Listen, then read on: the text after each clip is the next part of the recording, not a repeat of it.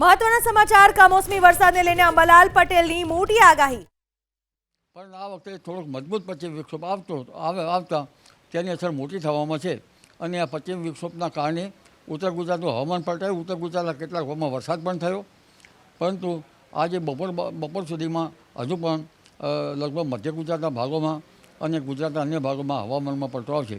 છોટાઉદેપુર, બોરડીના ભાગો, પંચમહાલના ભાગો, પૂર્વ ગુજરાતના ભાગોમાં હજુ પલટો આવવાની શક્યતા રહેશે અને લગભગ ઉત્તર ગુજરાતના ભાગો, સૌરાષ્ટ્રના ભાગમાં હવામાનમાં વધારે પલટો આવતા ક્યાંક ક્યાંક હળવો સામાન્ય વરસાદ 2 mlથી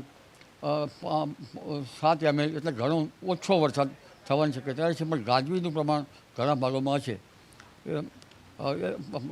પોરબંદરના ભાગો, જામનગરના ભાગો, રાજકોટના ભાગો, મોરબીના ભાગો તેમજ સુરેન્દ્રનગરના ભાગોમાં હવામાનમાં પલટો આવશે અને મધ્ય સૌરાષ્ટ્રના ભાગોમાં હવામાનમાં પલટો આવશે. દક્ષિણ સૌરાષ્ટ્રના ભાગો પણ હવામાનમાં પલટો આવશે, જેના કારણે વરસાદનું પ્રમાણ ઓછું પણ પવનની ગતિ વધારે છે. આ પવનની ગતિ જે છે એ ઊભા કૃષિ પાકો માટે હરકતરૂપ હોતી રહેતી હોય છે.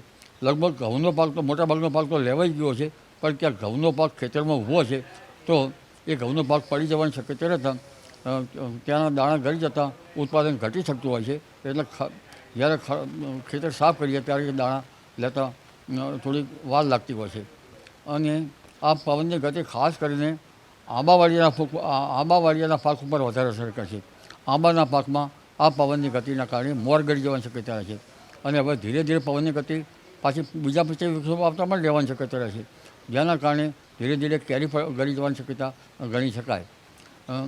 પરંતુ હવે વિષમ હવામાનની વિપરીત અસરના કારણે લગભગ ઠૂસિયા પ્રકારની જીવાત આવવાની શક્યતા રહે છે, જેના કારણે ખેડૂત ભાઈઓએ પાક સંરક્ષણના પગલાં લેવા સારા રહે અને હજુ પણ લગભગ જ્યારે પશ્ચિમ વિક્ષોભ આવશે ત્યારે પવનની ગતિ રહેતી હોય છે. એટલે માત્ર વરસાદ નહીં પણ પવનની ગતિ પણ કૃષિ પાકો પર અસર કરતી હોય છે, ખાસ કરીને બાગાયતી પાકો ઉપર.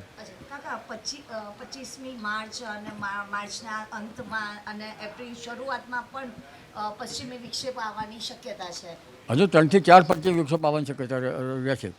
અત્યારે હાલ જે હવામાનમાં પલટો આવતા મહત્તમ ઉષ્ણતામાન ઘટી ગયું છે, એ એક હરકતરૂપ છે મોસમ માટે. લગભગ હમણાં થોડા દિવસ 37 થી 38 ડિગ્રી સેલ્સિયસ, ક્યાંક 39 ડિગ્રી સેલ્સિયસ જેવું મહત્તમ ઉષ્ણતામાન રહી શકે, જે ખરેખર હવે ધીરે ધીરે વધવું જોઈએ. એટલે આ ઉષ્ણતામાન ઘટી રહ્યું છે તે ચિંતાનો વિષય છે.